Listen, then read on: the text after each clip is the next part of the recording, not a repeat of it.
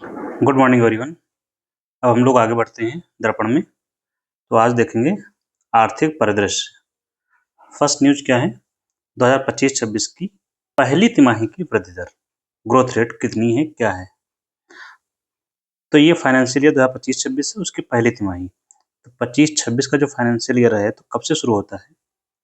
ये शुरू होता है अप्रैल से लेके 1 अप्रैल से मार्च तक, मार्च 2026 तक। अप्रैल 2025 से 1 तारीख से शुरू होता है और 31 मार्च को खत्म होता है। तो इसकी जो पहली तिमाही होगी कौन सी होगी? एक साल में कितनी तिमाही होंगी? 4। तो इसकी पहली तिमाही कौन सी होगी? हिंदी में तिमाही बोलते हैं और इंग्लिश में क्वार्टर। फर्स्ट तिमाही होगी अप्रैल से लेकर जून तक, अप्रैल मई जून, और सिंपली लिखना है तो क्वार्टर 1 Q1। दूसरी तिमाही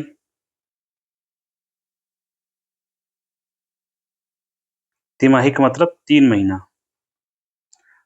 जून के बाद आता है जुलाई, जुलाई अगस्त सितंबर, इसको बोलते हैं second quarter Q2। Third October से स्टार्ट होगा दिसंबर तक, ये हो जाएगा क्वार्टर 3, थर्ड क्वार्टर। और चौथी तिमाही, ये आपको सिर्फ तिमाही समझा रहा हूँ होता क्या है। अभी शुरू करेंगे कंटेंट क्या है आगे, जैन से मार्च तक। लेकिन ये हम 2025 का जब फाइनेंशियल ईयर ले रहे हैं 25-26 का, तो जैन 2026 होगा यहाँ से और मार्च 2026 तक। ये सारे 25 के हैं, ठीक है, ये अंतर है दोनों में। और ये होगा फोर्थ क्वार्टर। तो इन्होंने अभी जो न्यूज में क्या है, फर्स्ट क्वार्टर का ग्रोथ रेट बताया गया है, मतलब पहली तिमाही। ये कितना बताया गया है फर्स्ट क्वार्टर का? फर्स्ट क्वार्टर का बताया गया ग्रोथ रेट होगा 7.8%। ये अनुमान लगाया गया है। और किसने अनुमान लगाया है? किसने? ये बताया गया है एनएसओ के द्वारा, नेशनल स्टैटिस्टिकल ऑफिस, राष्ट्रीय सांख्यिकी कार्यालय। कौन से मंत्रालय के अंडर आता है? ये तो आप लोगों को याद हो गया होगा अब तक, क्योंकि बहुत बार हम बता चुके हैं। मोस्पी के, ministry of statistical and programme implementation, सांख्यिकी एवं कार्यक्रम कार्यान्वयन मंत्रालय, ठीक है, के अंतर्गत आता है एनएसओ। ये वृद्धि दर है, किस किस चीज की वृद्धि दर? जीडीपी ग्रोथ रेट के आंकड़े हमने बताए हैं, जीडीपी की वृद्धि दर बताई है इन्होंने। कौन से फाइनेंशियल ईयर की? 25-26 की, है ना। इसका क्वार्टर कौन सा है? फर्स्ट क्वार्टर, पूरी नहीं बताई है, क्वार्टर 1 का बताया है। कितनी? 7.8%। देखिए पूछा आपसे नहीं जाता है क्वार्टर वगैरह का, क्योंकि आया है इसलिए देख लीजिए। बस एक जनरल याद रखना है, रहे तो ठीक है, नहीं रहे तो भी ठीक है। 6-7% जनरली चलता है, ठीक है। इस समय 7.8% रहा। आपको यहाँ क्या पता होना चाहिए कि आपका बेस ईयर क्या होता है। जब भी जीडीपी कैलकुलेट होती है तो उसका बेस ईयर 2011-12, ये आपको याद ही होना चाहिए, ठीक है। प्लस जब आप अर्थव्यवस्था पढ़ना शुरू करते हैं, इकोनॉमी, अर्थव्यवस्था, अर्थव्यवस्था में क्या होते हैं? क्षेत्र होते हैं, उत्पादक क्षेत्र।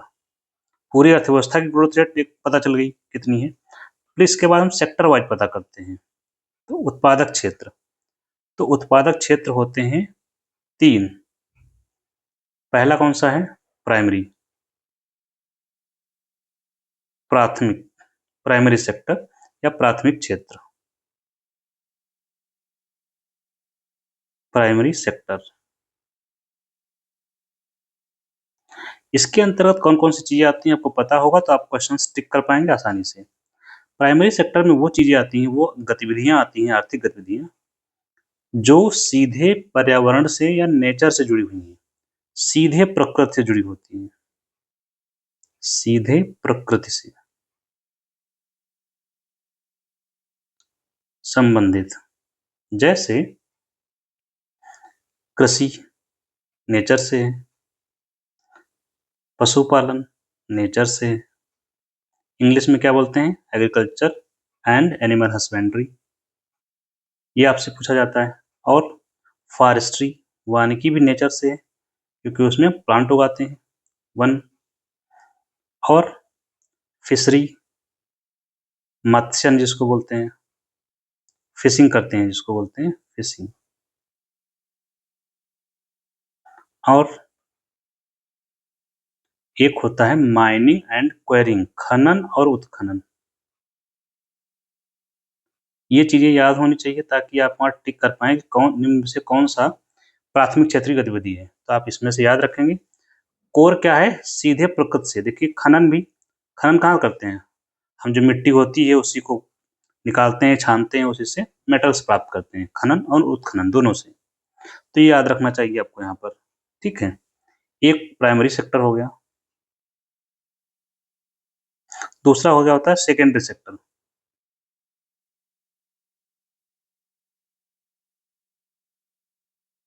द्वितीयक क्षेत्र में क्या आता है, सेकेंडरी सेक्टर में, सेकेंडरी सेक्टर में वो चीजें आती हैं जहां पर प्राथमिक क्षेत्र की वस्तुओं का, प्राइमरी सेक्टर की जो वस्तुएं होती हैं उनका उपयोग करके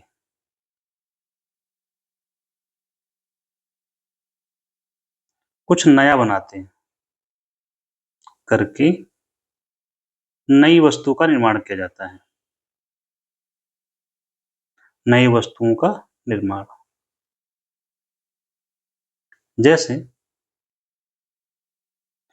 इसके अंतर्गत सीधे सीधे रखा जाता है क्षेत्र का नाम है मैन्युफैक्चरिंग, विनिर्माण बोलते हैं इसको, मैन्युफैक्चरिंग।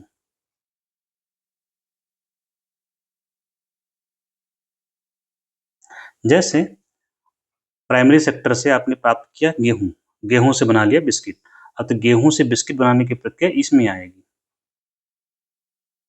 गेहूं से आपने बनाया आटा और आटा से बिस्किट, ये बनेगा आपका, इसी में आएगा, ठीक है। ऐसे ही बहुत सारी चीजें, जैसे शुगर बनाना, वो आपका मैन्युफैक्चरिंग सेक्टर में आ गया, ठीक है। ये हो गई गतिविधि विनिर्माण की। इसके अलावा नेक्स्ट पेज पर मैं देख रहा हूँ, ठीक है, नेक्स्ट क्या है, एक होता है निर्माण, इसको इंग्लिश में बोलते हैं कंस्ट्रक्शन। जैसे घरों का क्या होता है, निर्माण होता है, कंस्ट्रक्शन होता है, वो सेकेंडरी सेक्टर का है, क्योंकि घरों में क्या होता है, ईंट हमने लाई, सीमेंट लाए, उससे घर बनाया गया, तो सेकेंडरी सेक्टर का आता है, ठीक है। इसके अलावा गैस हमने प्राप्त की थी, लेकिन गैस की सप्लाई उसको बनाकर किया जा रहा है, विद्युत की सप्लाई, ये सब सेकेंडरी सेक्टर में आते हैं, सप्लाई। तो ये आपने पढ़ लिया सेकेंडरी सेक्टर। तीन क्षेत्र होते हैं, तीसरा सेक्टर है तृतीयक क्षेत्र,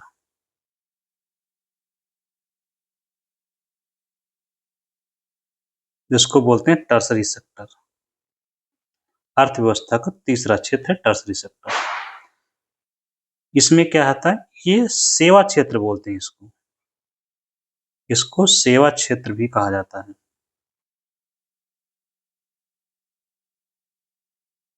और ये काम क्या करता है, ये प्राइमरी और सेकेंडरी सेक्टर को सर्विस देता है, जिससे उनका उत्पादन बढ़े, ठीक है। जैसे आपका बीमा हो गया, इंश्योरेंस सर्विसेज, ठीक है। सीधे शब्दों में लिखें, वित्तीय सेवाएं जो आती हैं वो सारी इसी में आ जाएंगी, फाइनेंशियल सर्विसेज। अब इसमें आप चाहे बैंक का खाता है, बैंकिंग है, सारी बैंकिंग सेवाएं, बीमा सेवाएं, सब इसमें आ जाएंगी। इसके अलावा आप व्यापार करते हैं, ट्रेड है, होटल है, ठीक है, रेस्टोरेंट है, टूरिज्म है, ये सब इसमें आएगा टर्सरी सेक्टर में। टूरिज्म मतलब पर्यटन। इसके अलावा जो हम डिफेंस सर्विसेज, जैसे सरकार हमको सुरक्षा प्रदान करती है, तो डिफेंस सर्विस है, ठीक है। ऐसे ही जो सरकार एडमिनिस्ट्रेशन है सरकार का, जो सरकारी नौकरी आप लोग करने जाएंगे वो सब सेवाएं हैं, तो ये टर्सरी सेक्टर में आती हैं। और इन सब चीज़ों से क्या होता है, प्राइमरी और सेकेंडरी सेक्टर को लाभ होता है। यहाँ पढ़ क्यों रहे थे कि जब आप पढ़ते हैं इकोनॉमी में ग्रोथ रेट, तो आपको अलग-अलग ग्रोथ रेट बताई जाती है। प्राइमरी सेक्टर की ग्रोथ रेट क्या हुई, सेकेंडरी सेक्टर की ग्रोथ रेट कितनी है और टर्सरी की कितनी है। ठीक है? तो ये आपको पता होगा तभी आप समझ पाएँगे आगे की चीज़ें। अब हम चलते हैं नेक्स्ट। नेक्स्ट क्या है, मॉर्गन स्टैनले और फिच की रेटिंग।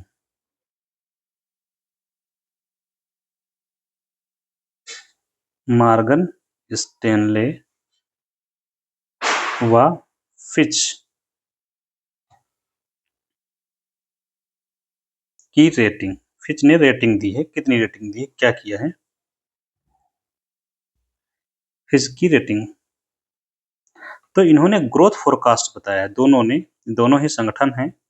ग्रोथ फोरकास्ट,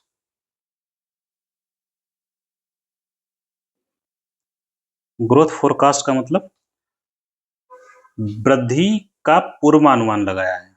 अभी हम लोग ऊपर वृद्धि पढ़ रहे थे, तो ये वृद्धि का पूर्वानुमान बहुत सारे संगठन लगाते हैं। ठीक है, इन्होंने भी लगाया है। किस देश की? अपने भारत की। जैसे अभी हमने ऊपर पढ़ा तो एनएसओ का अनुमान था, वो फर्स्ट क्वार्टर का था, इन्होंने बताया है अपना अलग। तो दोनों लोगों ने अलग अलग अलग बताया है। हम पहले देखते हैं मॉर्गन स्टैनली। याद रखने की जरूरत है नहीं, क्योंकि आपसे ये नहीं पूछा जाता कि इनके अनुसार कितनी ग्रोथ रेट है। तो इन्होंने बताया 6.7%। और फिच का बताया है, फिच क्या है, FITCH,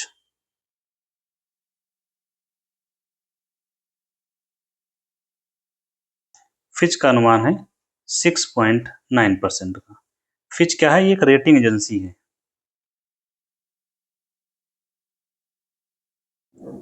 क्रेडिट रेटिंग एजेंसी है।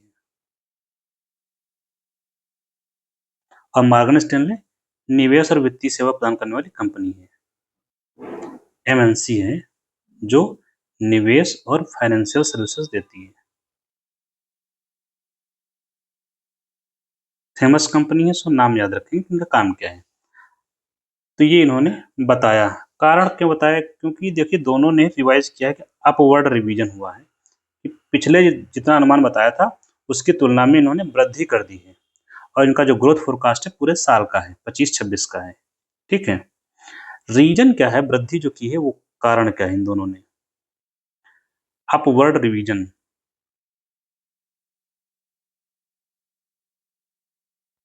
मतलब जो रिवीजन रिवाइज किया है इन्होंने ग्रोथ रेट, वो जैसे पहले 6.5 रही होगी तो उसको 6.7 कर दिया गया।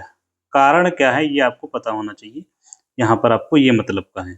ठीक है, मतलब क्या है, क्यों बढ़ाया गया ग्रोथ फोरकास्ट? एक, सरकार के द्वारा जीएसटी में कटौती की गई है, गुड्स एंड सर्विस टैक्स में कटौती। अब कटौती का मतलब क्या हुआ? इसका मतलब होगा वस्तुओं की जो कीमत है, वस्तु और सेवा की जो कीमत है वो क्या होगी, घट जाएगी। जो 100 रुपए की मिल रही थी मान लीजिए, और उस पर टैक्स था, सपोज कर ली 100 रुपए की कॉस्ट थी उसकी, और टैक्स था 18%, तो आपको देना कितना पड़ रहा था पहले, 118। अभी मान लीजिए 100 रुपए है, उस पर टैक्स कर दिया 5%, अब कितने का पड़ेगा आपको, 105 रुपए का। तो सस्ता हो गया। जब वस्तु और सेवा की कीमत कम हो जाएगी तो क्या होगा, लोग सामान ज़्यादा खरीदेंगे और उससे क्या होगी, घरेलू मांग बढ़ेगी। घरेलू मांग का मतलब है भारत में रहने वाले लोगों के द्वारा खरीदारी में वृद्धि। ठीक, अब जब घरेलू मांग बढ़ेगी तो इसका जो एक प्रभाव पड़ रहा था, इस ये घरेलू मांग में वृद्धि जो है निर्यात में होने वाली कमी की भरपाई करेगी, निर्यात में कमी की भरपाई कर देगा। कैसे?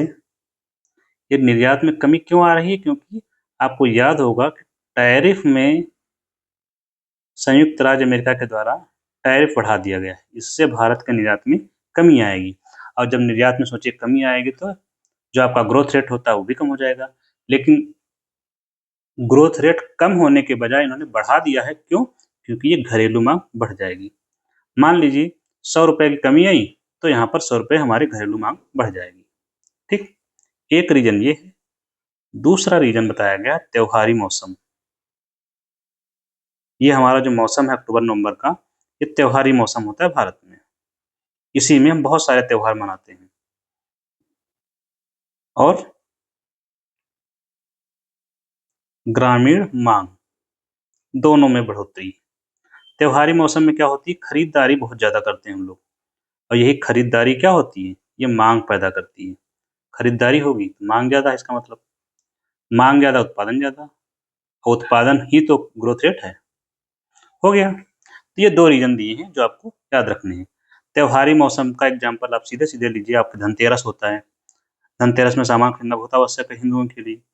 फिर दिवाली में खरीदारी होती है, ठीक है, दशहरे में खरीदारी होती है, तो त्योहारी मौसम माना जाता है। अर्थव्यवस्था के लिए बहुत ही महत्वपूर्ण है। थर्ड न्यूज क्या है? भारत और EFTA के मध्य जो समझौता हुआ था लागू हो गया है। कब से?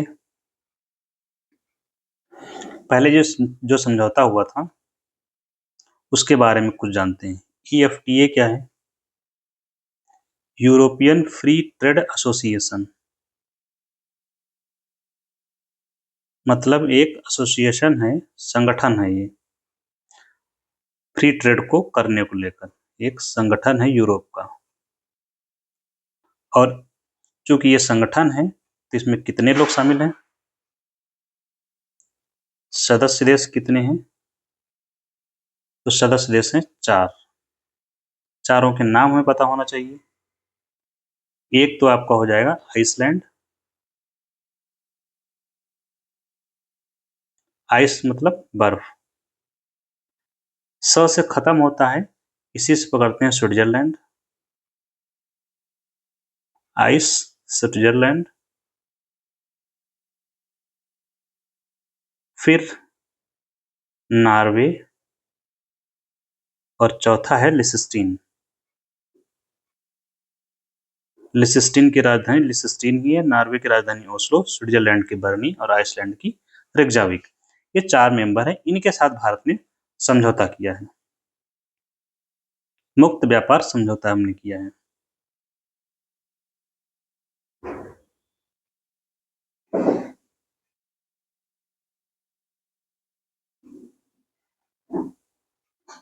इसका नाम क्या है? जो फ्री ट्रेड एग्रीमेंट हुआ है उसका नाम है TEPA। ये क्या है? इसका फुल फॉर्म है ट्रेड एंड इकोनॉमिक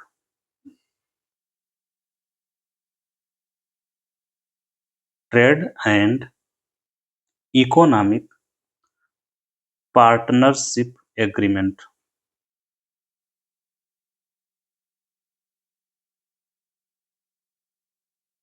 ये समझौता हमने किया था इनके साथ में। किसके साथ में? यूरोपियन फ्री ट्रेड एसोसिएशन के साथ में।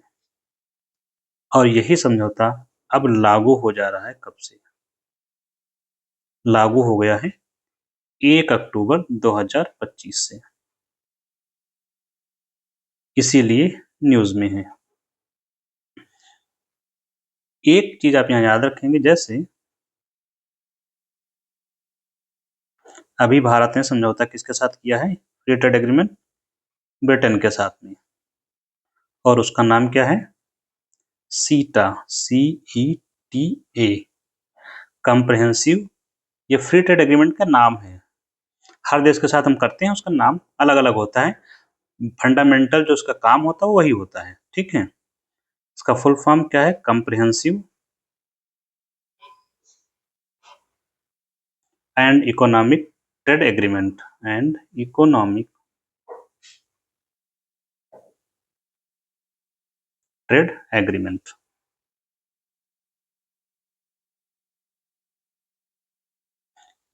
ये अभी लेटेस्ट का समझौता है। बाकी कई देशों से हमारी बात चल रही है। आपको पता होना चाहिए कौन कौन से देशों से बात चल रही है FTA को लेकर।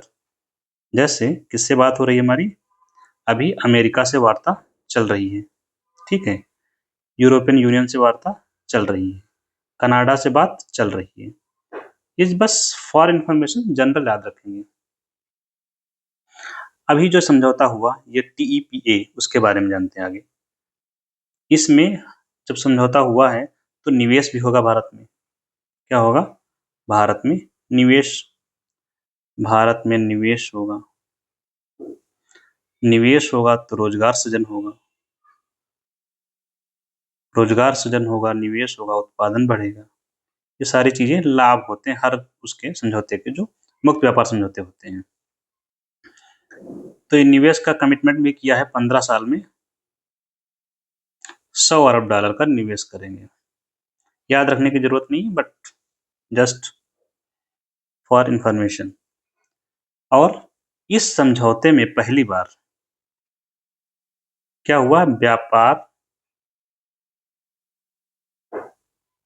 एवं सतत विकास पर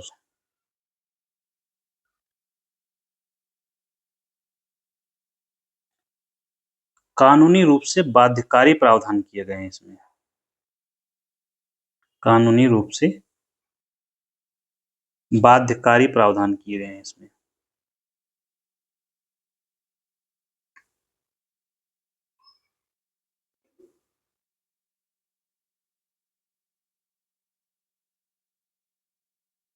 दिस इज फर्स्ट टाइम, अभी तक जो भी FTA हुए हैं उसमें पहली बार ऐसा प्रावधान किया गया है। अभी इसमें फायदा क्या होगा, जैसे कहाँ की बाजारों तक हमें पहुंच मिलेगी, मतलब हमारे देश में जो वस्तुएं बनेंगी वो किन बाजारों में पहुंच सुनिश्चित करेंगे, वही 4 देश जिनके बारे में जिनसे समझौता हुआ है। तो वहां स्विट्जरलैंड में जैसे घड़ी है, वहां से हम घड़ी ला सकते हैं, हमारा सामान वहां, उनका सामान हमारे यहाँ। चॉकलेट, ये सब चीजें, हीरे, तराशे हुए, तराशे एंड पॉलिश्ड, और इन पर जो अभी तक टैक्स लगता था क्या हो जाएगा, टैक्सेज या ड्यूटी 0% हो जाएगा। ठीक है, नेक्स्ट क्या है, सेमीकॉन इंडिया की बैठक हुई है, कॉन्फ्रेंस है सेमीकॉन।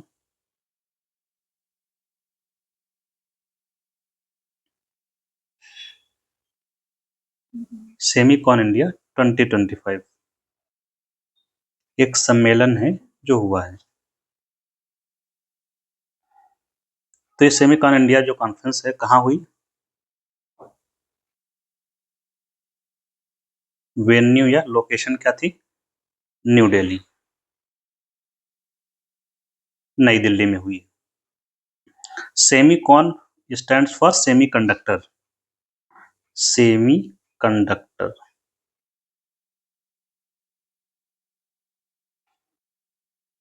सेमीकंडक्टर उत्पादन में बढ़ावा देने के लिए आयोजित की गई है, ताकि लोग आए, भारत में निवेश करें। और जब भी भारत में निवेश होगा तो क्या होगा, निवेश होगा तो सेमीकंडक्टर चिप जो होती है उनका उत्पादन करेंगे, और जब उत्पादन करेंगे तो लोग काम करेंगे, लोग काम करेंगे तो उसको बोलते हैं रोजगार। तब जब रोजगार में बढ़ेगा तो भारत की बेरोजगारी कम होगी, है ना, कोई डाउट नहीं। इस जो जब भी कोई प्रोग्राम होता है तो उसका कोई थीम रखा जाता है, थीम को हिंदी में बोलते हैं विषय। विषय क्या है, building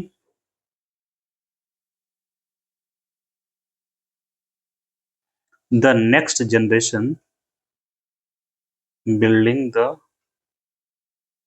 next semiconductor power house,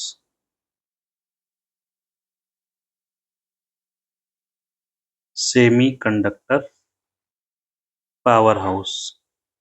semiconductor को हिंदी में क्या बोलते हैं, अर्धचालक, जो न चालक हो न अचालक हो, सुचालक और कुचालक के बीच वाले जो होते हैं वो अर्धचालक होते हैं या सेमीकंडक्टर होते हैं। जैसे कि सेमीकंडक्टर का एग्जांपल क्या है, सिलिकॉन, SILI, जिसका यूज किया जाता है चिप बनाने में। तो बेसिकली हमें चिप बनाने का प्रोडक्शन या फैक्ट्री खोलनी है अपने देश में, चिप बनाने की फैक्ट्री, ताकि चिप उत्पादन हमारे देश में हो। अभी तक हम क्या करते हैं, आयात करते हैं चिप वगैरह का। तो इसके लिए सरकार ने एक मिशन शुरू किया है, इंडियन सेमीकंडक्टर मिशन। किसके लिए? सेमीकंडक्टर का उत्पादन हमारे घर में हो, उसको प्रमोट करना। इसके लिए सरकार के द्वारा इंडियन सेमीकंडक्टर मिशन शुरू किया गया था, जिसका उद्देश्य वही चिप फैक्ट्री अपने देश में लगाना। चिप फैक्ट्री लगेंगे तो चिप का उत्पादन होगा। AI में निवेश करना, क्योंकि ये सब क्या है, आपस में जुड़ी हुई चीजें हैं। ठीक, ये आयोजन जो हुआ अभी, ये चौथा आयोजन है सेमीकॉन इंडिया का, ये चौथा आयोजन है।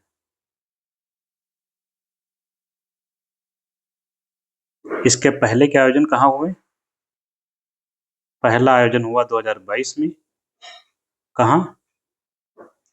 बेंगलुरु में। इसके बाद 2023 में आयोजन हुआ दूसरा। कहाँ?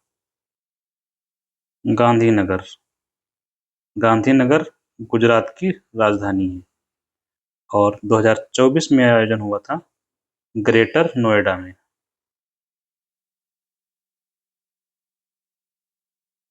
ये कहाँ है? यूपी में गौतम बुद्ध नगर जिले में स्थित है। तो ये चौथा आयोजन है, इससे पहले 3 आयोजन हो चुके हैं। इस दौरान जो प्रोग्राम आयोजन हुआ, उसमें एक काम और किया गया। क्या? एक माइक्रो प्रोसेसर चिप बनाई गई, जिसका नाम है विक्रम 3201। ये क्या है? माइक्रो प्रोसेसर चिप है।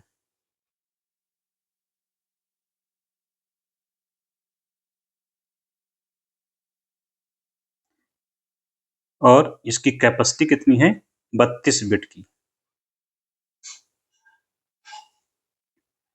और बनाया किसने है? Vikram Sarabhai space centre. Vikram Sarabhai space centre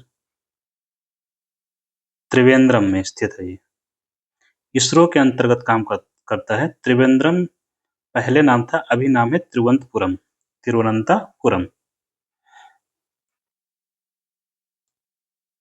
Kerala. इसने इसको बनाया है, मैन्युफैक्चर किया है इस चिप को, इसने बनाया है।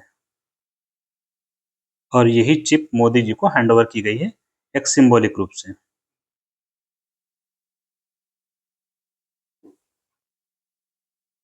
जो अश्विनी वैष्णव इलेक्ट्रॉनिक मिनिस्टर है वो। अब ये चिप एक सिंबॉलिक हो गई, हमारे देश में बनना शुरू हो गया।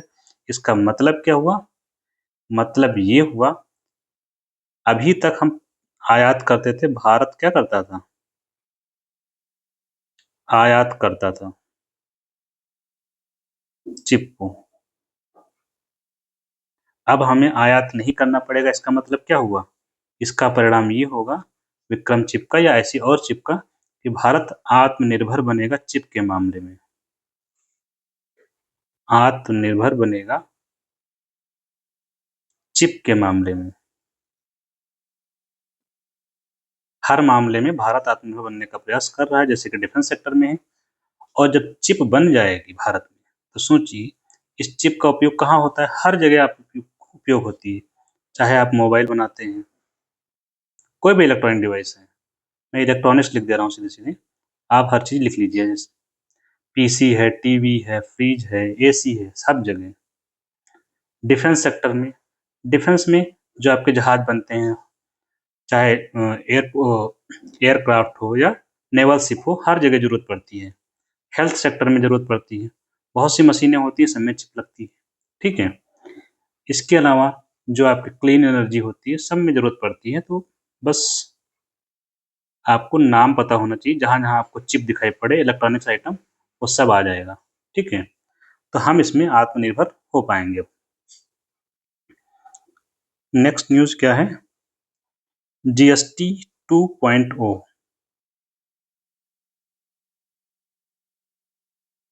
2.0 क्या है? फर्स्ट वर्ज़न खत्म हो गया है, उसका दूसरा वर्ज़न लॉन्च हुआ है। मतलब जीएसटी का मतलब हुआ गुड्स एंड सर्विस टैक्स।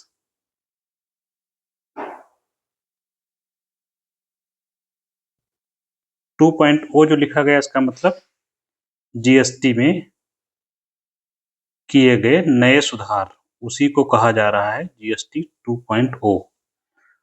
क्या सुधार किए गए नए? सुधार ये किए गए कि 4 स्लैब थे, 4 दरें थी, उनको घटाकर कर दिया गया 2। अब हो गई हैं 2 दरें। 4 दरें कौन-सी थी? एक थी 5% का, मतलब कुछ पर 5% का टैक्स लगता था जीएसटी, दूसरी थी 12% की, तीसरी थी 18% की और चौथी थी 28% की। अब क्या कर दिया गया है? 2 हटा दी गई हैं। कौन-सी? एक तो हटाया गया है 12, ये और 28, ये हटा दिया गया है। तो जो 2 दरें अब कौन-सी बची हैं? 5% बची केवल और 18% बची। एक नई जोड़ी गई है, जिसका नाम है 40% टैक्स का। ये नई जोड़ी गई है। ये सुधार हुआ है, नई दर है। तो मूल रूप से 2 ही दर कही जाती है, 2 बची हुई। ये एक्स्ट्रा है, ये उन पर लगती है जो लग्ज़री आइटम्स हैं। लग्ज़री है या जो हमारे स्वास्थ्य के लिए हानिकारक वस्तुएँ, तम्बाकू है, जैसे टोबैको है, ऐसी चीज़ों पर लगाया जाता है। तो ये दरें घटाकर कर दी गई हैं सिर्फ़ 2। और क्या किया गया है? इसके अलावा भी किया गया है सुधार। वस्तुओं पर वस्तुओं एंड सेवाओं पर कर की दरें भी कम की गई हैं, पर कर की दरों में कटौती की गई है। ये इसी की चर्चा हम ऊपर कर रहे थे कि जो ग्रोथ रेट बढ़ेगी भारत की, समृद्धि दर बढ़ेगी, उसमें ये कारण था जीएसटी 2.0। क्यों? क्योंकि उससे वस्तुओं की कीमतें कम होंगी, कटौती की गई है। जैसे मान लीजिए आपका टूथपेस्ट है, जिस पर पहले 18% का टैक्स लगता था, अब कर दिया गया घटा के कितना? 5%। तो ये सस्ता हो गया। ये फॉर एग्जाम्पल है, ठीक है?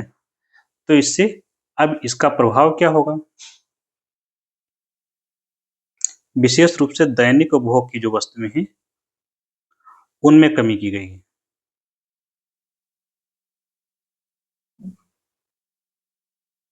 वस्तुओं के दर में कमी, मतलब जो 12% स्लैब में था वो 5 में आ गया, इस तरह से। तो इसका लाभ क्या होगा? इसी को सरकार भांत-भांत प्रकार से पेश कर रही है कि जीएसटी बचत उत्सव है, इससे अर्थव्यवस्था बढ़ेगी। लाभ क्या होगा? इससे कर प्रणाली सरल हुई। 4 की जगह 2 हो गया तो सरल तो हो ही गई। और इससे खपत बढ़ेगी, वस्तुओं की खपत में बढ़ोतरी होगी। खपत में बढ़ेगी, इसका मतलब क्या होता है? कोई ज़्यादा वस्तुओं की खपत कर रहा है, अच्छी वस्तुओं की खपत कर रहा है, इसका मतलब क्या है? कोई का मतलब क्या? नागरिक ही तो कर रहे हैं ना हमारे देश के लोग। तो जब कोई जैसे कार नहीं खरीद पा रहा था, कार सस्ती हो गई 1 लाख, कार खरीद ली। तो इसका मतलब क्या हुआ? नागरिकों के जीवन की गुणवत्ता बढ़ेगी।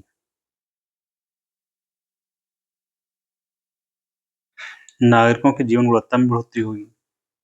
प्लस सबसे अच्छा कारोबार सुगम हो गया। जो अब 4 टैक्स टैक्स जीएसटी रिटर्न दाखिल करना होता था, अब 2 ही का करना पड़ेगा।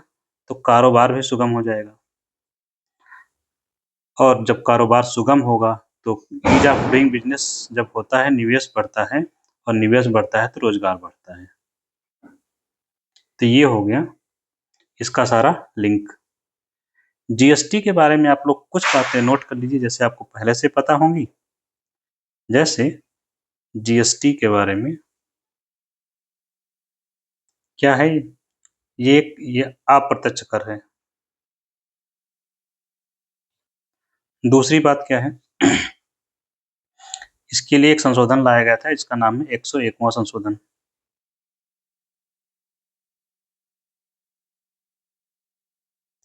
इसके लिए जो जीएसटी के बारे में जो दरें तय कौन करता है, दरें तय इसका काम करता है जीएसटी परिषद या जीएसटी काउंसिल। जीएसटी परिषद का अध्यक्ष होता है एफएम, फाइनेंस मिनिस्टर। तो ये बेसिक हो गई बातें कुछ जीएसटी के बारे में। चलिए आगे चलते हैं। नेक्स्ट क्या है, बैराबी सैरांग।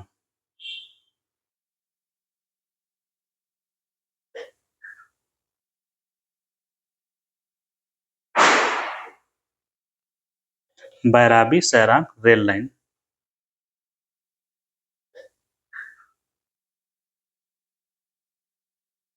चालू हो गई है। अब इसके चालू होने से क्या फायदा हुआ, ये जो रेल लाइन चालू हो गई उससे मिजोरम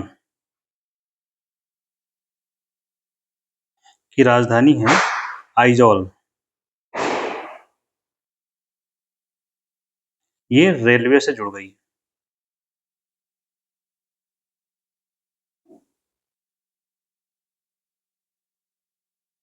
और ये जो जोड़ा गया ब्रॉड गेज से जोड़ा गया है।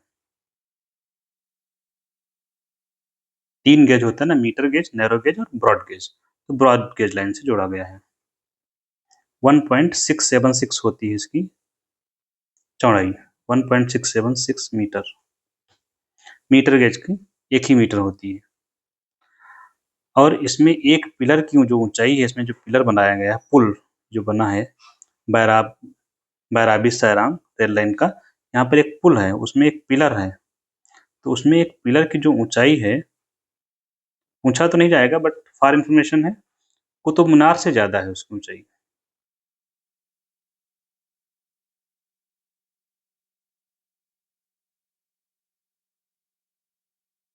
अब सोचिए इसका फायदा क्या होगा मिजोरम को।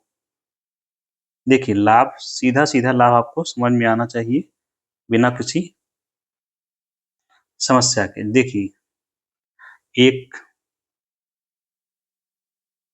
ये है हमारा भारत, ये होगा हम मान लीजिए मिजोरम, ठीक है। ये कनेक्ट हो गया है रेल लाइन से। अब देखिए फायदा साफ साफ समझते जाइएगा, लिखते जाइए। एक तो हुआ क्या, कनेक्टिविटी,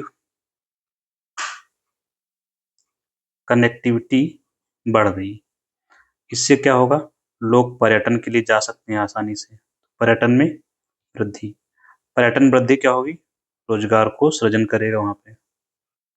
रोजगार में वृद्धि मतलब लोगों की आय में वृद्धि, ठीक है, आय के आप जोड़ सकते हैं। इसके अलावा लोग वहां पर जो उत्पादन कर रहे हैं उनकी वस्तुओं, वो यहाँ से सामान जो उत्पादन हो रहा है मिजोरम से, यहाँ से सामान इस तरफ आएगा, तो वस्तुओं को नया बाजार मिलेगा। मतलब यहाँ बिकेगा सामान उनका, जब वस्तुओं को नया बाजार मिलेगा तो वस्तुओं की मांग बढ़ेगी, मांग बढ़ेगी तो वस्तु का उत्पादन बढ़ेगा। कहाँ उत्पादन होगा, मिजोरम में। मिजोरम में उत्पादन होगा तो मिजोरम में रोजगार भी तो बढ़ेगा, तो मिजोरम क्या होगा, समृद्ध होगा। देखिए कितना फर्क पड़ता है सिर्फ कनेक्टिविटी से। आज जब लोगों को रोजगार मिलेगा, देखिए कहाँ कहाँ से रोजगार मिलेगा, हर जगह से रोजगार। अब ये रोजगार, ये रोजगार, जहां से भी रोजगार मिलेगा, इससे लोगों की आय बढ़ेगी। जब लोगों की आय बढ़ती है तो लोग, जो शिक्षा का स्तर है वो बढ़ेगा, क्योंकि लोग शिक्षक प्राप्त करेंगे, लोग स्वास्थ्य सेवाएँ प्राप्त करेंगे, लोगों का स्वास्थ्य अच्छा होगा, शिक्षा स्वास्थ्य अच्छा होगा तो लाइफ एक्सपेक्टेंसी अच्छी होगी। तो ये हो गया वस्तुओं का नया बाज़ार, प्लस जो किसान अपनी वस्तुएँ बना रहा होगा वहाँ पर, किसान की वस्तुओं का, तो सारा मामला वही है अर्थव्यवस्था में। कनेक्टिविटी जहाँ कहीं आप पढ़िए कि एक्सप्रेसवे बनाया गया, रेलवे बनाया गया, रोड बनाई गई, एयरपोर्ट बनाया गया, ये सब कॉमन है, एकदम एग्ज़ैक्टली कॉमन है, आपको लिख देना है सीधे से बिना कुछ पूछे हुए। बस उस क्षेत्र में कुछ विशेष उत्पादन होता हो तो उसको जोड़ दीजिए उसमें, अदरवाइज़ सब बढ़िया। H-1B वीज़ा की फीस में वृद्धि।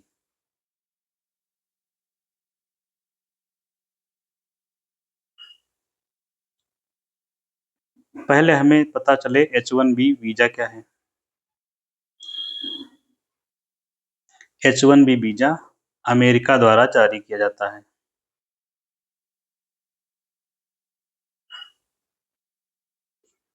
किसको? जो प्रोफेशनल्स होते हैं।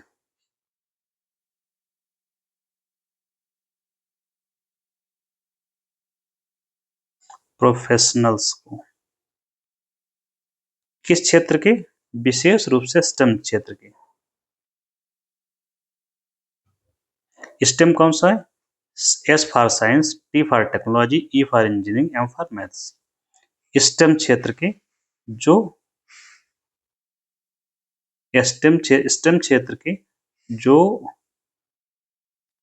उच्च गुणवत्ता युक्त लोग हैं, हाई क्वालिटी है, उनको जारी किया जाता है, प्रोफेशनल्स को, और इसके लिए देनी पड़ती है फीस, जो अभी तक कितनी थी? अभी तक 4-5 हज़ार रुपये, 3,000 से लेकर 3K, K का मतलब 1000, 3000 टू 5K तक पड़ती थी अभी तक। इसी को बढ़ाकर कर दिया गया है 1 लाख, $1 लाख कर दिया गया है एक व्यक्ति के लिए, और इसका भुगतान कौन करता है? पेमेंट करता है एम्प्लॉयर शब्द याद रखेंगे। एम्प्लॉयर मतलब जो एम्प्लॉयमेंट देता है। एम्प्लॉयर कौन होगा? जैसे कि वहाँ की कंपनीज है वही। एक होता है एम्प्लॉई जो काम करता है, जिसके यहाँ वो काम करता है वो एम्प्लॉयर होता है। जैसे कुछ जो लोग सरकारी नौकरी करते हैं, तो जो काम करता है सरकारी नौकर है वो एम्प्लॉई है, और सरकार जो होती है वो एम्प्लॉयर होती है। ठीक, ये फीस हाइक कर दिया गया, और ये जो जारी किए जाते हैं वीज़ा, 1 साल में लगभग 85,000 वीज़ा जारी करता है। 85,000 वीज़ा इशू करता है अमेरिकी सरकार, और ये वीज़ा जारी कौन सी विधि से किए जाते हैं? लकी ड्रा निकाला जाता है, लॉटरी सिस्टम के द्वारा।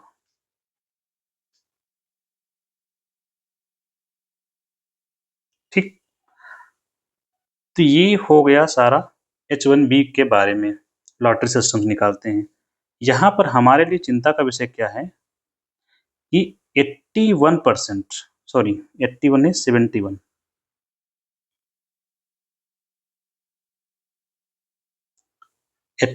71% वीज़ा का लाभ किसे मिलता है? 71% वीज़ा का लाभ मिलता है भारत के लोगों को, भारत के प्रोफेशनल्स को, भारत के जो कामगार हैं, इसका लाभ इनको मिलता था। इसलिए हमारे लिए ये चिंता का विषय है।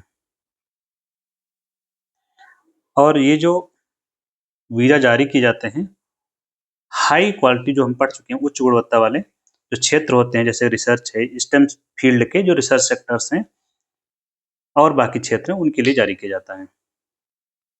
तो जब भारत के प्रोफेशनल को जारी किया जाता है तो भारतीय वहाँ प्रवास करके वहाँ जाते हैं। भारतीय प्रवासी वहाँ काम करते हैं। अब सोचिए अगर फीस बढ़ गई तो वहाँ पर कैसे जा पाएँगे? क्योंकि कंपनी इतनी फीस थोड़ी ना भर पाएँगी। अभी 3,000 रुपए दे रही थी, मान लीजिए अब 1 लाख अचानक देना पड़े तो उनकी क्या लागत बढ़ जाएगी। अब इसका प्रभाव क्या होगा कि भारतीय लोग वहाँ पर नहीं जा पाएँगे। इसीलिए ट्रंप ने ऐसा किया है। प्रभाव क्या होगा? कॉस्ट बढ़ जाएगी, कंपनी की कीमत बढ़ जाएगी। इससे अमेरिकी जो कंपनी है उस पर प्रतिकूल प्रभाव पड़ेगा।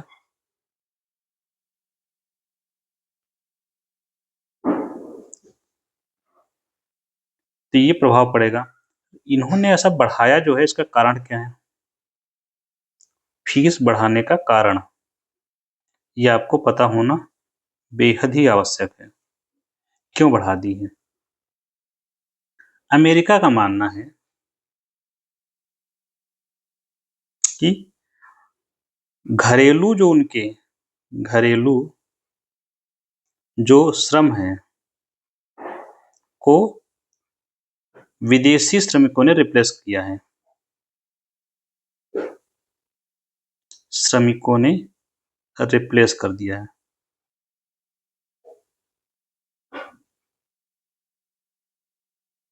कर दिया है या कर रहे हैं, ठीक है। और ये चीज जो है उन्होंने बताई है कि नेशनल सिक्योरिटी के लिए खतरा है। एक रीजन तो इन्होंने बताया कि ये राष्ट्रीय सुरक्षा के लिए खतरा है।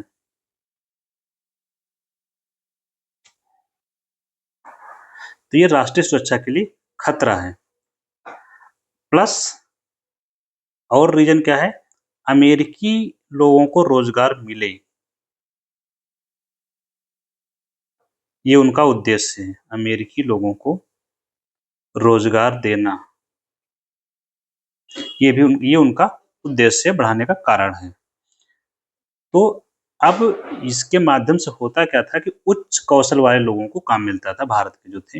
एक शब्द यहाँ पर बेहतर लिख लेंगे, भारत के प्रोफेशनल्स का हिंदी में लिख लीजिए बढ़िया, उच्च कौशल के लोग, हाईली स्किल्ड।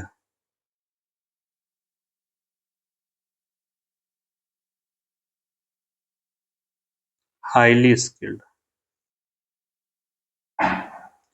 तो ये इनका पूरा एजेंडा है जो ट्रंप जी का था।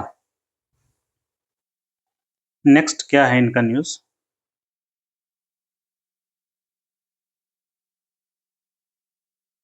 नेक्स्ट न्यूज़ क्या है? भारत का इंटरनेशनल सी बेड अथॉरिटी से खनन अन्वेषण समझौता। ठीक है, तो खनन अन्वेषण का अधिकार मिल गया है भारत को, का अधिकार या लाइसेंस मिला है। किसको मिला है? भारत को। किसने दिया है? इंटरनेशनल सीबेड अथॉरिटी ने। लोकेशन कहाँ है? कहाँ पर अन्वेषण करेंगे हम? तो जो हिंद महासागर उसमें, इंडियन ओशन में, हिंद महासागर में एक रिज है जिसका नाम है कार्लसबर्ग। याद रखेंगे, इस रिज का कई बार पूछा जाता है कि रिज कहाँ है कम से कम, तो आपको रिज भी पता होना चाहिए। यहाँ पर हमको माइनिंग के लाइसेंस मिला है। खनन, क्या खनन करेंगे यहाँ पर? खनन करेंगे पॉलीमेटालिक सल्फाइड।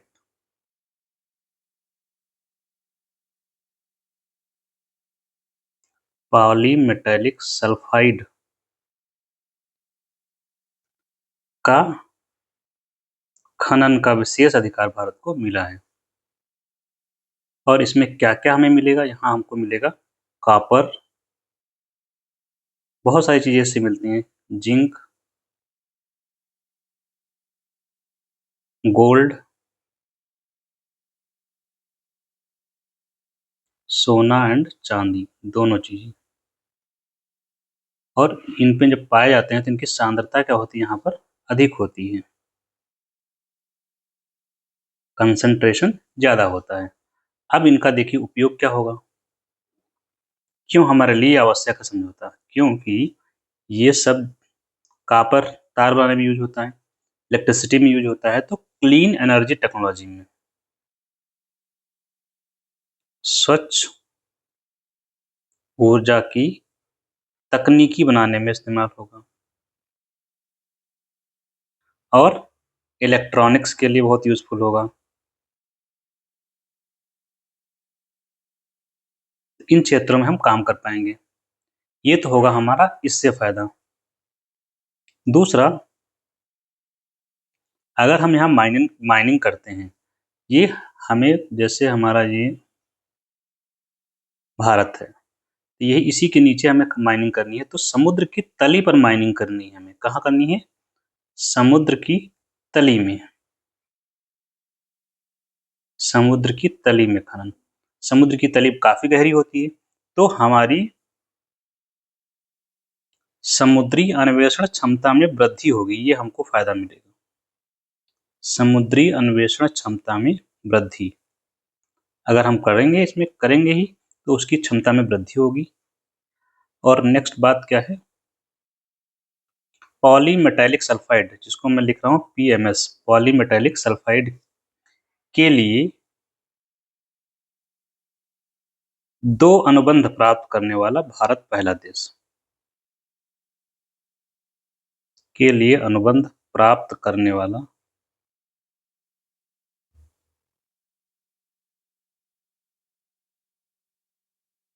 पहला देश है भारत, जिसको 2 अनुबंध मिले हैं।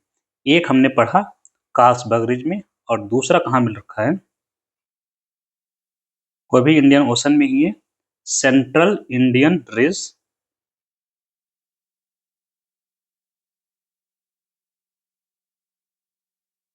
Central Indian ridge and south West Indian ridge. South east नहीं है, साउथ वेस्ट होगा।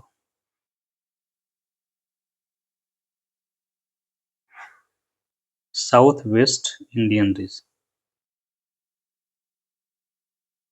यहाँ पर भारत को पहले से मिल रखा है। तो इस तरह से भारत को 2 लाइसेंस मिले हैं अन्वेषण करने के लिए। यहाँ 2 बातें, जैसे इंटरनेशनल सीबेड अथॉरिटी है, इसके बारे में हम कुछ बातें जान लेते हैं।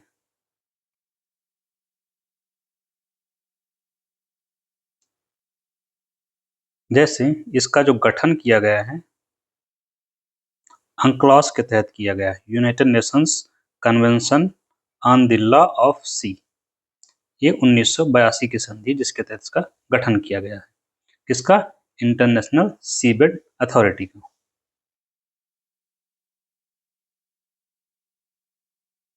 नेक्स्ट है प्रधानमंत्री मित्र पार्क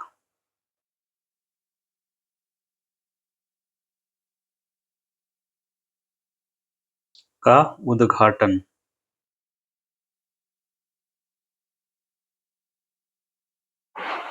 ये क्या होता है? पीएम प्रधानमंत्री मित्र क्या है ये देखते हैं हम बस। MITRA, ये है मित्र। इसका फुल फॉर्म क्या है? एम फॉर मेगा, मेगा का मतलब होता है बड़ा। आई फॉर इंटीग्रेटेड, मतलब सब आपस में समन्वित, लगे हुए, संबद्ध, mega integrated. T for textile, mega integrated textile. R for region, और A for and, APPAREL, apparel. ये हो गया पार्क, आगे लिख देंगे तो प्रधानमंत्री मेगा मित्र पार्क हो गया। ठीक है, फुल फॉर्म इसका। तो इसका पहला पार्क कहाँ बनाया गया? ये वाला ऐसा पहला पार्क बनाया गया है मध्य प्रदेश के धार जिले में। इसी का उद्घाटन किया गया है प्रधानमंत्री के द्वारा। ठीक है। और ऐसे 7 पार्कों की घोषणा की गई थी। 7 पार्क की घोषणा हो रखी है। एक तो बन गया है, बाकी 7 कहाँ हैं? तो एक तो आपका धार ही हो गया, बाकी है, एक है लखनऊ में LKO, ये महाराष्ट्र में अमरावती, MH फॉर महाराष्ट्र, वारंगल में है, वारंगल फॉर तेलंगाना में है,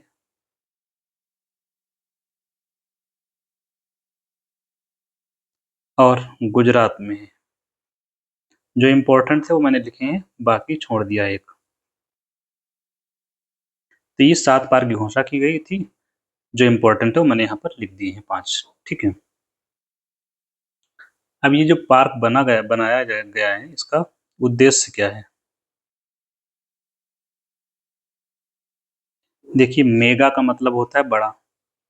इंटीग्रेटेड क्षेत्र पकड़ते हैं पहले, टेक्सटाइल क्षेत्र के लिए। देखिए टेक्सटाइल है ना यहाँ पर फॉर्म में, तो वस्त्र उद्योग का विकास, इसका उद्देश्य क्या है? वस्त्र उद्योग के विकास के लिए योजना है। सीधे सीधे आप टिक कर सकते हैं, वस्त्र उद्योग के विकास के लिए। तो एक बड़े क्षेत्र पर यहाँ पर क्या किया जाएगा? निवेश किया जाएगा, कंपनी बनाई जाएंगी। जब निवेश होगा तो रोजगार होगा। सेम फंडा फिर से शुरू, रोजगार होगा, उत्पादन होगा, उत्पादन होगा तो निर्यात भी करेंगे ज़्यादा हो गया तो ये सारा लिंक है। उत्पादन होता है तो GDP बढ़ती है। ठीक, ये तो एक हो गया। दूसरा फैक्ट क्या है यहाँ पर वस्त्र उद्योग के विकास के लिए एकीकृत, इंटीग्रेटेड जो लिखा हुआ ना, वही एकीकृत मूल्य श्रृंखला का विकास किया जाएगा। मतलब एक ही स्थान पर सब इंटरकनेक्टेड होंगी वैल्यू चेन।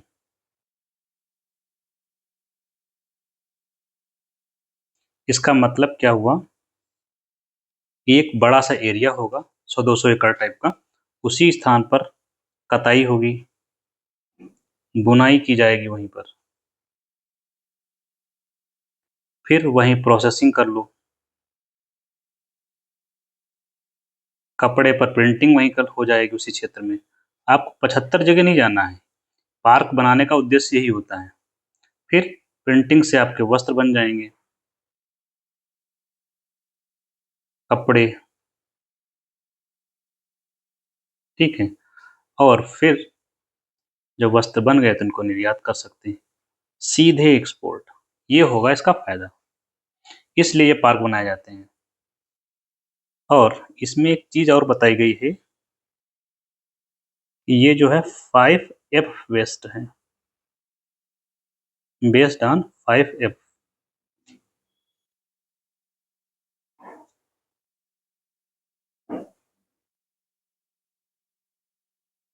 5F पर आधारित है ये प्रधानमंत्री पार्क। 5F क्या है ये हमें पता हो बेहतर है। F का मतलब फॉर्म टू फाइबर, फिर फाइबर बन गया तो फाइबर टू, मैं अलग अलग लिख रहा हूँ, फाइबर टू फैक्ट्री। फार्म मतलब खेत में फाइबर बनाया, खेत से फाइबर मिला, फाइबर को फैक्ट्री में ले गए, फैक्ट्री से फैशन, मतलब आपका जो कपड़ा है, फैशन कपड़ा, जो भी क्लॉथ होता है फैशनी डिजाइनिंग वो, और फिर फैशन जब हो गया, मतलब अच्छा कपड़ा बन गया, तो उसको हम फॉरेन में भेजेंगे, मतलब एक्सपोर्ट करेंगे। इसका मतलब हुआ एक्सपोर्ट, फॉरेन का शब्द इस्तेमाल जो किया गया। फैशन मतलब कपड़ा बन गया, डिजाइनिंग, डिजाइनर कपड़ा लिखना है। आप लोग फिलहाल समझ गए, डिजाइनर कपड़ा बन गया। तो 5F हो गए। कैसे? एक 2, फिर आगे यहाँ 3, 4 और 5। Farm to fibre to factory to fashion to foreign, ऐसे हैं। ठीक है, ये मैंने आपको एक्सप्लेन किया केवल। नेक्स्ट क्या है, प्रधानमंत्री स्वनिधि योजना।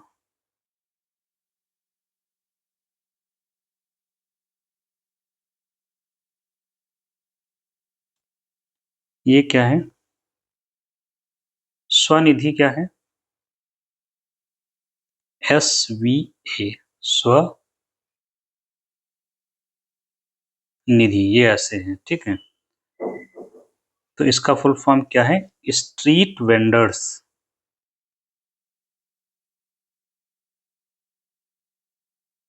ए फॉर आत्मनिर्भर,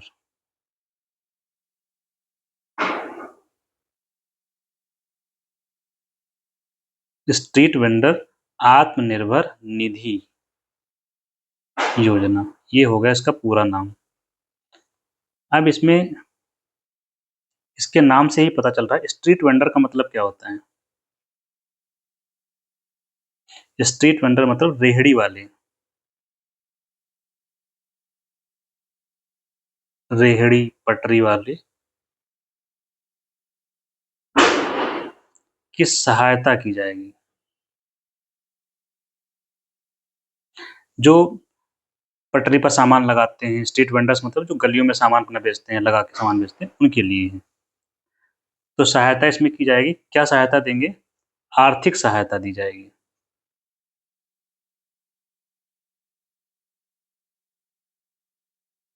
आर्थिक सहायता कितनी, 10,000 रुपए। वर्किंग कैपिटल, और 1 साल के लिए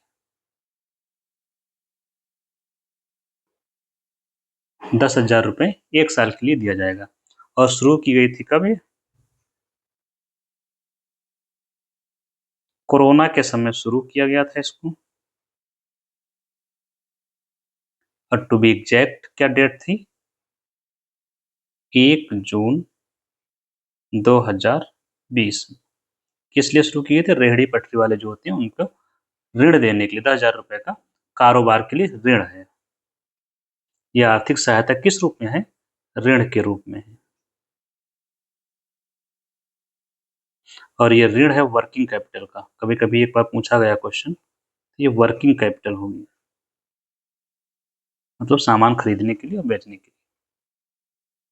शुरू किसने किया गया था,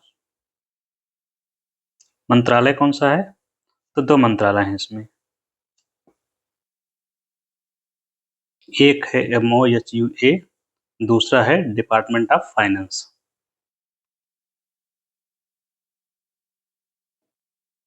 मंत्रालय लिख देते हैं, वित्त मंत्रालय का। ये ministry of housing and urban affair. Housing and urban affair का क्या होगा हिंदी, मैं इंग्लिश में ही लिख दे रहा हूँ, हाउसिंग एंड अर्बन अफेयर। गृह और शहरी मंत्रालय। तो इसके बाद में इसका पुनर्गठन करके इसको विस्तार दिया गया। अभी क्या किया है, इसको रिस्ट्रक्चर्ड किया गया है। रिस्ट्रक्चरिंग का मतलब कुछ नहीं, थोड़ा बहुत सुधार करके किया जाता है, और इसको विस्तार दे दिया गया है। विस्तार मतलब कब तक चालू रहेगी योजना, तो चालू रहेगी 2030 तक। कभी भी कोई योजना चालू रहती है तो फाइनेंशियल ईयर के एंड तक रहती है। तो फाइनेंशियल ईयर कब एंड होता है, 31 मार्च को। अब सुधार क्या किया गया, रिस्ट्रक्चरिंग जो किए हैं, क्या सुधार किया इन्होंने, सुधार के नाम पे इन्होंने किया है, लोन जो मिलेगा इसमें उसकी राशि में वृद्धि वृद्धि की है, ऋण राशि में वृद्धि। जैसे पहली किस्त में अब मिलेगा 15,000 रुपए, पहले कितना था, 1,000 रुपए था, ओ सॉरी 10,000 रुपए। पहले 10,000 था, अब बढ़ा दिया गया है 15,000 कर दिया। और दूसरी किस्त में क्या हो, कितना मिलेगा, 25,000 कर दिया गया है। पहले कितना था? 20 के 20,000। थर्ड किस्त में क्या है? उसका 50 के कर दिया गया, 50,000 के का मतलब 1000। ठीक है, तो ये हो गया इसका जो पुनर्गठन किया गया। कैसे? नेक्स्ट है प्रधानमंत्री किसान मानधन योजना।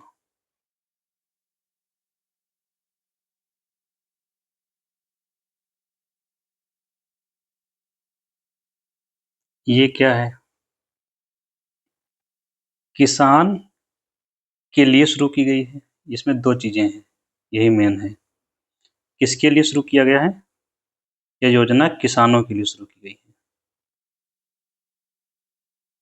टारगेट ऑडियंस किसान। लाभ क्या मिलेगा किसानों को? मिलेगी सामाजिक सुरक्षा। सामाजिक सुरक्षा योजना है ये, सोशल सिक्योरिटी स्कीम है। ठीक है, सामाजिक सुरक्षा योजना में कैसे? मतलब ये पेंशन योजना है, बेसिकली ये पेंशन योजना है। मतलब इसमें पेंशन मिलेगा किसको? किसानों को। किसानों के बारे में कौन से किसान? दो, एक है सीमांत किसान और दूसरा है लघु किसान। इन दोनों को, सीमांत किसान कौन होता है? जिनकी जमीन 1 हेक्टेयर से कम है। लघु किसान होते हैं 1 हेक्टेयर से 2 हेक्टेयर वाले। ठीक है, इन दो ही प्रकार के जो किसान हैं उनको मिलेगा। अगर एक शब्द में कहा जाए तो 2 हेक्टेयर से कम जिनके पास है उनको मिलेगा इसका लाभ। ठीक, पेंशन योजना, लेकिन पेंशन योजना में वृद्धावस्था पेंशन योजना, मतलब बुढ़ापे में मिलेगी पेंशन किसानों को। बुढ़ापे में पेंशन योजना है तो फ्री में नहीं है, कंट्रीब्यूशन आधारित है। इसको बोलते हैं अंश आधारित। मतलब ये योगदान देना पड़ेगा तब मिलेगा पैसा। योगदान, जो योगदान देंगे, और मैंडेटरी भी नहीं है, जिसकी इच्छा हो करवा ले, नहीं इच्छा है तो ना करवाए। तो जो लाभ लेना चाहता है वो इस योजना का लाभ लेने के लिए कंट्रीब्यूशन करेगा। कंट्रीब्यूशन क्या है? मतलब ये आपको प्रीमियम देना पड़ेगा एक अमाउंट का। जो योजना का लाभ लेना चाहता है वो प्रीमियम देगा। चलिए प्रीमियम की बात आगे करेंगे, आगे देखते हैं। इसको लागू कौन कर रहा है? लागू कर रहा है life insurance corporation of India, LIC। अब देखते हैं योजना की जो पात्रता है। पात्रता है,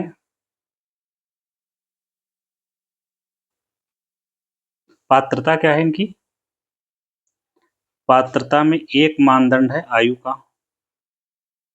मतलब जो किसान 18 वर्ष से 40 वर्ष के बीच में है, जिनकी उम्र इस बीच में है, वो इस योजना का लाभ ले पाएंगे। एक, दूसरा, इनको जो अंशदान देना पड़ेगा, प्रीमियम जिसको मैं बोल रहा था, जो अंशदान होगा, जो प्रीमियम होगा, प्रति माह कितना होगा? जितना चाहें, 55 रुपए से लेकर 200 रुपए तक। लेकिन ये प्रति माह देना पड़ेगा, जितना भी देना है। मतलब न्यूनतम 55 रुपए, अधिकतम 200 रुपए देना है हर महीने। अब मान लीजिए, तो इसी कंट्रीब्यूशन के आधार पर इस पेंशन, इनको जो पेंशन मिलेगी, कि इनको क्या मिलेगी? पेंशन। तो पेंशन किस पर निर्भर करेगी? एक तो इनकी आयु पर निर्भर करेगी, कितनी उम्र पर इन्होंने शुरू किया। मतलब मान लीजिए 20 साल में उन्होंने इसका लाभ लेना शुरू किया, तो पेंशन आयु पर निर्भर करेगी, प्लस इनके अंशदान पर निर्भर करेगी। 55 से 200, मान लो कोई 100 रुपए कर रहा है, कोई 150 कर रहा है, तो जो ज्यादा कंट्रीब्यूशन देगा उसको पेंशन की मात्रा भी ज्यादा मिलेगी। तो मान लीजिए कि 55 रुपए का कोई योगदान करता है, और कोई करता है 200 रुपए का। तो न्यूनतम इसमें जो पेंशन का जो प्रावधान किया गया है वो तो इसके आधार पर मिलेगी पेंशन। और पेंशन का जो आधार है इन्होंने बनाया है 3,000 रुपए तक मिलेगा प्रति माह।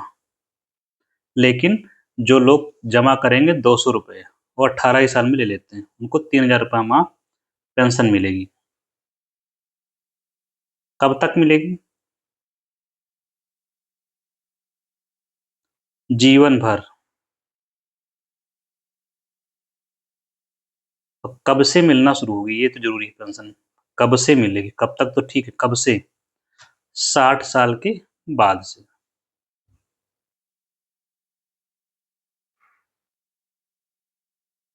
60 साल हो जाएंगे आपको मिलना शुरू हो जाएगा। और इसमें जितना कंट्रीब्यूशन आप देंगे, यहाँ पर एक चीज और लिख लेंगे, अंशदान में सरकार भी बराबर का योगदान करेगी। जैसे 200 रुपये आप डालेंगे तो सरकार भी 200 रुपये डालेगी। अच्छा, एक चीज याद रखिएगा, पेंशन में ये सारी चीजें सेम रहती हैं।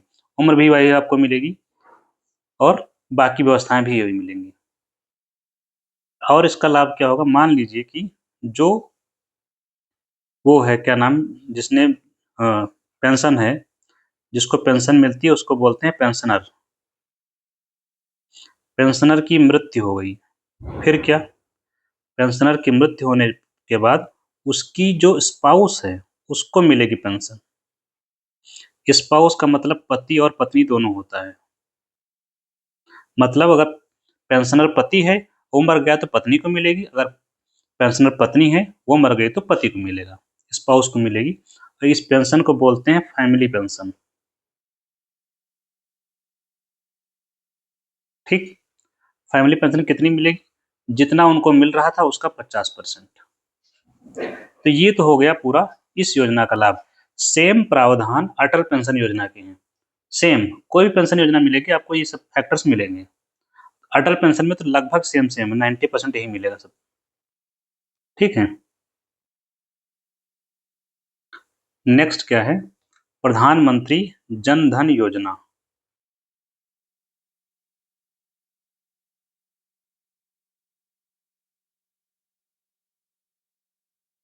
इसके बारे में देखते हैं। लॉन्च कब हुई थी? 28 अगस्त 2014। उद्देश्य वित्तीय समावेशन। इसका मतलब लोगों को खाते खुलवाना, लोगों के या नागरिकों के जीरो बैलेंस अकाउंट खुलवाना। मतलब तुम्हारे खाते में कोई पैसा ना रहे कोई बात नहीं, लेकिन आपका खाता रहेगा। तो इससे क्या होगा? उन लोगों को, जो गरीब लोग हैं, उनको मुख्य धारा में लाना, आर्थिक मुख्य धारा में